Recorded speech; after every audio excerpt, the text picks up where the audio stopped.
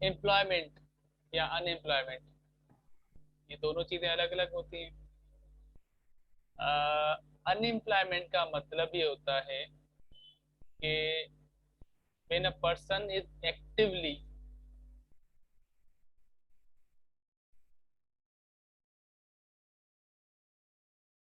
when a person is actively looking for or searching for a job। मैं set करूं कहीं पर, आप लोगों की चेट भी आ रही होती है साथ साथ, अगर वो इग्नोर हो गई तो वो भी ठीक नहीं है।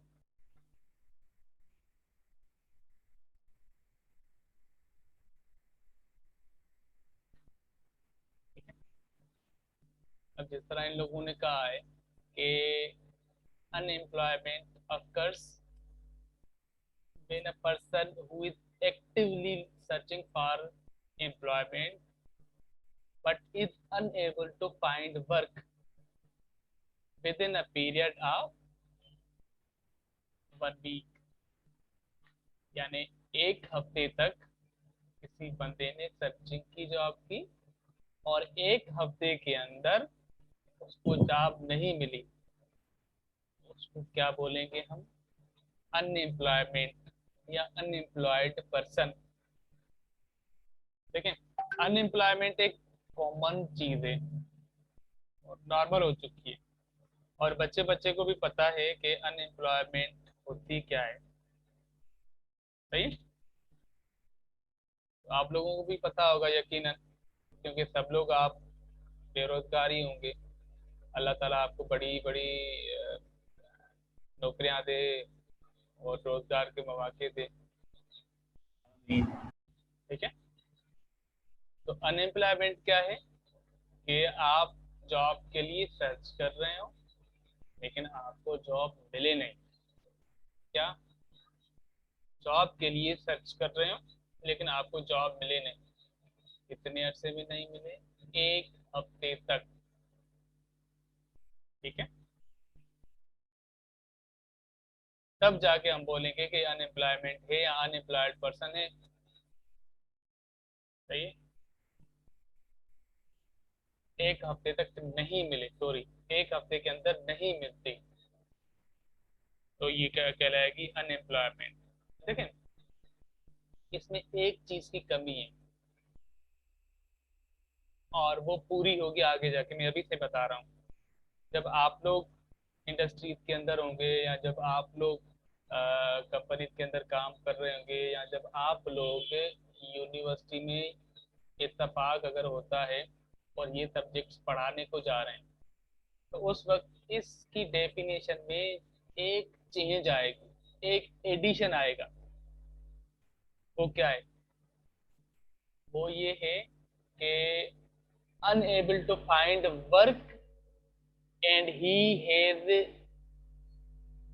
no skills for any job, या he has no skills about computer literacy,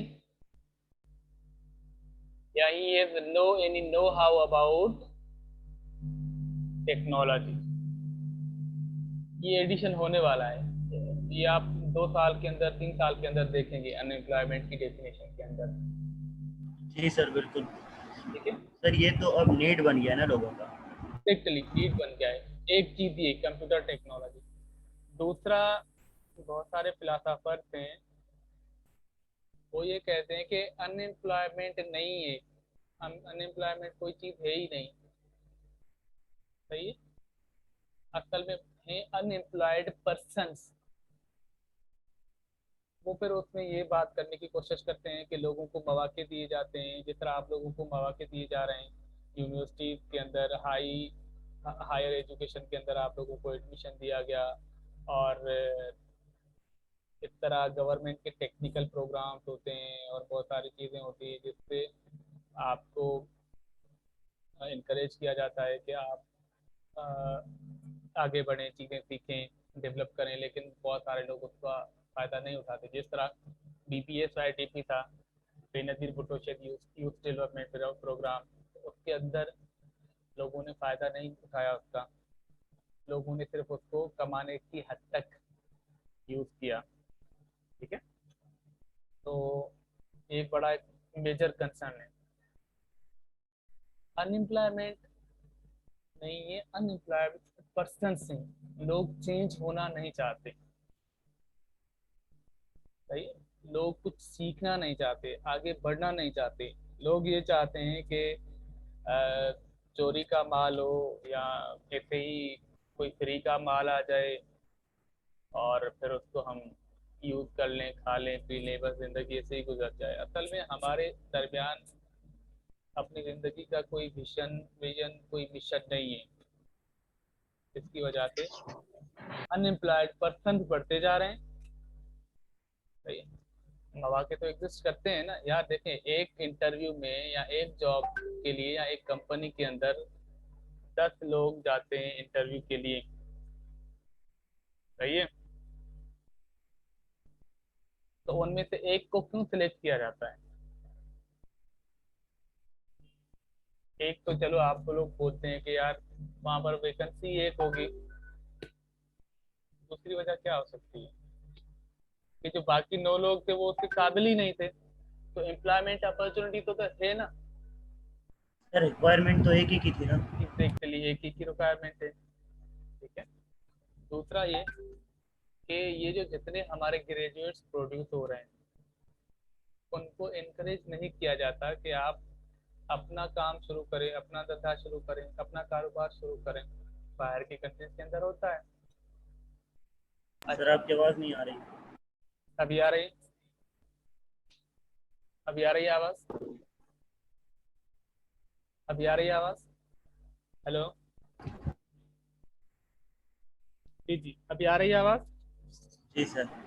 ठीक है। जी अच्छा देखें, इन लोग ये जो लोग हैं ये मानते हैं कि एम्प्लॉयमेंट है या अपॉर्चुनिटीज हैं ये, लेकिन लोग उसको अवेल नहीं करना चाहते। अब उसके अंदर वो बहुत सारे एग्जांपल्स दे रहे होते कि कुछ कंपनीज ऐसी होती हैं जहाँ पर इनकेपेबल या लोग ऐसे हैं जिनके अंदर स्किल डेवलपमेंट नहीं थी या लोग आगे बढ़ना नहीं चाह रहे थे या टेक्नोलॉजी की तरफ नहीं जा रहे थे। तो जिसकी वजह से वो कंपनी फ्लॉप कर गई और एज अ रिजल्ट बहुत सारे लोग अनएम्प्लॉयड हो गए। तो उनका मानना है कि यार देखो, एम्प्लॉयमेंट तो एग्जिस्ट करती थी, करती है भी, और वो कंपनी आगे बढ़ सकती थी, उसके अंदर उनको एम्प्लॉयमेंट थी और उसको कंटिन्यू कर सकते थे। ठीक है। लेकिन उनकी अ, नाकाबिलियत की वजह से, उनके अंदर स्किल्स या हुनर ना होने की वजह से वो फ्लॉप कर गई। चलो आप इसको भूल जाएं, आप इसकी एक बड़ी डिबेट है, ये कभी करेंगे जब हमारी लाइव क्लास होगी ना। फिजिकल क्लास अगर कभी होती है तो उसके अंदर हम इस चीज़ को बड़ी डिटेल में कहेंगे, बोलेंगे। अभी आप अनएम्प्लॉयमेंट का कॉन्सेप्ट समझें कि अनएम्प्लॉयमेंट होती क्या है। दरअसल अनएम्प्लॉयमेंट यानी आप किसी जॉब की तलाश में और वो आपको जॉब मिल नहीं रही, दैट्स कॉल्ड अनएम्प्लॉयमेंट।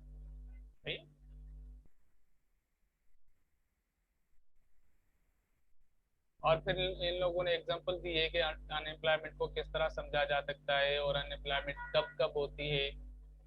जब इकोनॉमी के अंदर कंजप्शन कम हो जाए और इन्फ्लेशन बढ़ जाए, या जो अनएम्प्लॉयमेंट जब होती है तब जो प्रोड्यूसर्स हैं उनके जितने भी रिसोर्सेज हैं वो वेकेंट जाते हैं, यानी फ्री जाते हैं, और वो यूज़ नहीं हो रहे होते क्योंकि उनको यूज़ करने वाले भी लोग होते हैं। और उसके साथ साथ इन्वेस्टमेंट कम होती है। तो ये वजूहत होती हैं अनएम्प्लॉयमेंट की, या अनएम्प्लॉयमेंट के दौरान जो हालात होते हैं इकोनॉमी के अंदर। ठीक है। अब हम आते हैं, अच्छा धर्मला आप कुछ कहना चाह रहे हैं प्लीज? सर जैसे कि आजकल ज़्यादातर ऐसे ही हो रहा है कि कुछ लोग जॉब तो ढूंढते हैं, उनको जॉब मिलती भी है लेकिन उनके स्किल्स के साथ मैच नहीं करती, तो ये तो अनएम्प्लॉयमेंट में नहीं आएगी ना सर। इससे बात करते हैं आगे जाके। क्या अलावा? ठीक है। अच्छा देखें, ये सिचुएशन हमने बता दी कि अनएम्प्लॉयमेंट के दौरान होता क्या है। जब ओवरऑल अनएम्प्लॉयमेंट होती है तो प्रोडक्शन आपकी लो हो चुकी है, और आपके अंदर या आपकी इकोनॉमी के अंदर कंजप्शन नहीं होती, क्योंकि कंजप्शन कहाँ से आती है? एम्प्लॉयमेंट से आती है। जब एम्प्लॉयमेंट होगी, लोगों के पास रोजगार होगा, सोर्स ऑफ इनकम होगी, तभी जाके चीजें लेंगे ना। उधार पे कितनी चीजें लेंगे? एक मरतबा गए, दो मरतबा गए, तीसरी मरतबा गए, चौथी मरतबा जाएंगे दुकानदार के पास, तो क्या बोलेगा आपको दुकानदार, और क्या असर करेगा आपका दुकानदार? तो सबको पता है, क्योंकि सब हम लोग कर्जा ही होते हैं, क्योंकि सैलरी से तो पूरत नहीं होती आमतौर पे। ठीक है। और फिर हम आते हैं टाइप्स ऑफ अनएम्प्लॉयमेंट। सही है। एक होती है फ्रिक्शनल अनएम्प्लॉयमेंट। कौन सी एम्प्लॉयमेंट? Frictional unemployment. ऐसी एम्प्लॉयमेंट जिसके अंदर आप खुद वॉलेंटियरली एक जॉब को छोड़ते हैं दूसरी जॉब को ढूंढने के लिए। सही है। मिसाल के तौर पर, या एक कंपनी को छोड़ते हैं दूसरी कंपनी को ज्वाइन करने के लिए। मिसाल के तौर पर, मुझे फेडरल उर्दू यूनिवर्सिटी अच्छी नहीं लगती और मैंने इकरा यूनिवर्सिटी का रुख किया, या मैंने कराची यूनिवर्सिटी का रुख किया, या मैंने आईबीए यूनिवर्सिटी का रुख किया। तो उसको क्या बोलेंगे? फ्रिक्शनल अनएम्प्लॉयमेंट, यानी ट्रांजिशनल अनएम्प्लॉयमेंट, यानी एक जगह से आप जॉब स्विच कर रहे हैं दूसरी जगह तक। दूसरा, इसमें दूसरा एग्जांपल होता है आप लोगों का, कि आप लोग वेट कर रहे होते ग्रेजुएशन के बाद कहीं ना कहीं जॉब मिलने का या जॉब पे लगने का, यानी इसको हम वेटिंग अनएम्प्लॉयमेंट भी कह सकते हैं। यानी एक जगह से दूसरी जगह तक जाने का जो वेटिंग वाला पीरियड है या वेटिंग वाला टाइम है, एक हफ्ता लगता है, दो हफ्ता लगता है, 3 हफ्ते लगते हैं, तो उसको हम क्या बोलेंगे? Frictional unemployment. सही है। और उसके बाद होता है साइक्लिकल अनएम्प्लॉयमेंट, या इसको ट्रेड साइक्लिकल या बिजनेस साइक्लिकल अनएम्प्लॉयमेंट भी बोलते हैं। अब ये जिसने ट्रेड साइकिल को अच्छे से पढ़ा होगा उसको ये सही से समझ में आ जाएगा। सही है। हमारा जो ट्रेड साइकिल होता है उसके अंदर डिप्रेशन होता है, रिकवरी होता है, और रिसेशन होता है। एक और स्टेप भी होता है, मुझे अभी ध्यान से नहीं आ रहा। तो जो अनएम्प्लॉयमेंट क्रिएट होती है डिप्रेशन के दौरान या रिसेशन के दौरान या रिकवरी के दौरान, जो चीज़ें बूस्टअप होती हैं, एम्प्लॉयमेंट मिल रही होती, या डिप्रेशन की वजह से इकोनॉमी के अंदर बहुत सारे लोग जब अनएम्प्लॉयड होते हैं, तो उसको क्या बोलते हैं? साइक्लिकल एनवायरनमेंट या ट्रेड साइक्लिकल एनवायरनमेंट, या इन सॉरी अनएम्प्लॉयमेंट या unemployment related to trade cycle, या unemployment caused by the changes in trade cycle। ये कौन सी एम्प्लॉयमेंट होगी? अनएम्प्लॉयमेंट होगी ट्रेड साइकिल वाली। सही है। इसको समझने के लिए आप ट्रेड साइकिल के लेक्चर को दोबारा रिव्यू कर लीजिएगा। और इसके बाद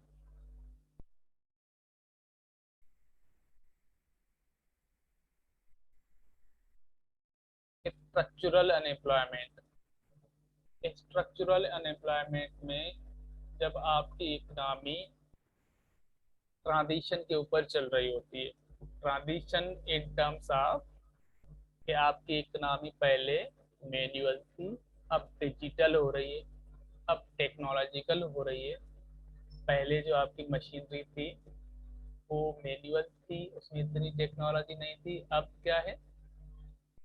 हायर लेवल ऑफ टेक्नोलॉजी आ रही है, उसमें एडवांस टेक्नोलॉजी आ रही है, स्मार्ट टेक्नोलॉजी आ रही है, 4G टेक्नोलॉजी आ रही है, जिसकी वजह से लोग अनएम्प्लॉयड हो रहे हैं। यानी लोगों के अंदर फौरन तो स्किल डेवलप नहीं होता है ना, टाइम लगता है। और कुछ लोग सीख लेते हैं, कुछ लोग उसको अवॉइड कर लेते हैं। अब जिस तरह सिलाई की मशीन से, वो पहले क्या होती थी, हाथ पे चलती थी, और अब क्या है, अब वो ऑटोमेटिक आ गई है। अब आपकी सिलाई की मशीनें ऑटोमेटिक चलती हैं, इशारों पे चलती हैं, वो खुद सीती हैं, वो खुद धागा डालती हैं, सारी चीज़ें ऑटोमेटिक हो गई हैं। अब जिस बंदे को वो ऑटोमेटिक मशीन चलाना आ गई तो उसके लिए एम्प्लॉयमेंट है। जिसको वो समझ में नहीं आई तो वो अनएम्प्लॉयड हो गया। तो इसको क्या बोलेंगे, स्ट्रक्चरल अनएम्प्लॉयमेंट। यानी आपकी इकोनॉमिक की स्ट्रक्चर ही चेंज हो रही है, यानी वर्किंग स्टाइल ही चेंज हो रहा है, आपकी इकोनॉमी का प्रोडक्शन स्टाइल ही चेंज हो रहा है। तो उसको क्या बोलेंगे, स्ट्रक्चरल अनएम्प्लॉयमेंट। और उसके बाद इंस्टीट्यूशनल अनएम्प्लॉयमेंट, यानी ऐसी अनएम्प्लॉयमेंट जो कि आपकी गवर्नमेंट पॉलिसी या आपकी जो इदारे हैं एम्प्लॉयमेंट को रेगुलेट करने वाले, उनकी पॉलिसीज की वजह से इनकर हो, तो उसको क्या बोलेंगे, इंस्टीट्यूशनल अनएम्प्लॉयमेंट।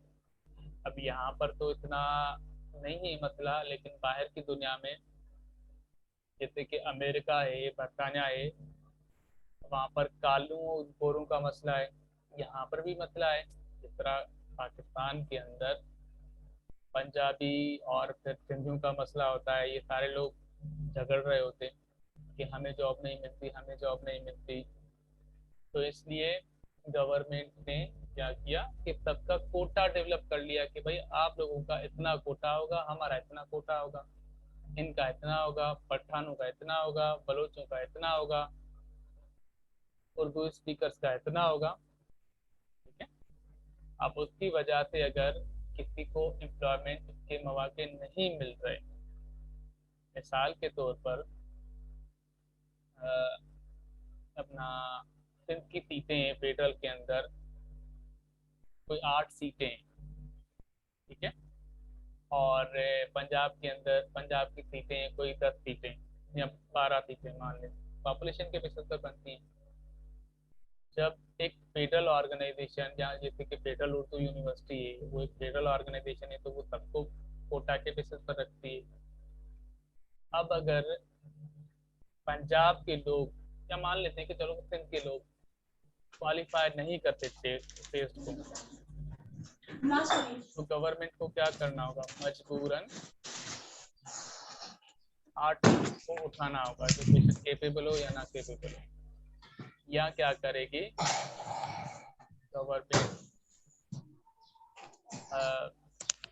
उनके अगेंस्ट जो लोग मेरिट वाले हैं, मेरिटोरियस हैं, उनको लेके आएगी। यानी इंस्टीट्यूशनल पॉलिसीज की वजह से अगर कोई अनएम्प्लॉयमेंट एग्जिस्ट करती है तो उसको क्या बोलेंगे, इंस्टीट्यूशनल अनएम्प्लॉयमेंट। सही है। और फिर आपकी आखिरी स्लाइड है कि इन्फ्लेशन को किस तरह कंट्रोल किया जा सकता है। तो उसमें उन लोगों ने कहा है कि आप, गवर्नमेंट आपकी इन्वेस्टमेंट करे, इंटरवेंशन करे, और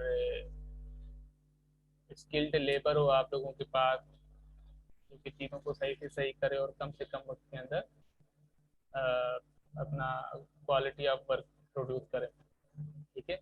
अच्छा, आप लोगों के कोई क्वेश्चन थे असाइनमेंट से रिलेटेड?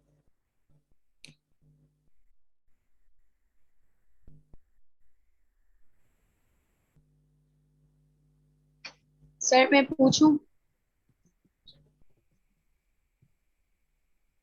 सर आपने जो रेफरेंस का कहा था ऐसे में लिखने के लिए, वो टोटल कितने रेफरेंस होने चाहिए? 4 से 5।